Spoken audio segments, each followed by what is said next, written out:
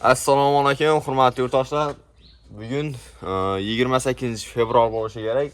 Bilaman, qisham yana qayta kejakmi? Xullas shunday. Sizlarga o'sha nurimiz sotadi ekan, ya'ni dori sapadom apparatimiz.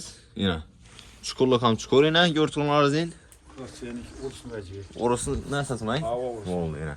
Xudo xolasa ishlab turibdi dedilar. Xudo xolasa bemalol sotib olib, masalan, katta bir bog', fermerchilik qiladigan bo'lsangiz, lekin sizlar uchun bo'ladi videomiz. Like bosib qo'yish yoddan chiqmasa, yangi chiqishida bo'ladi.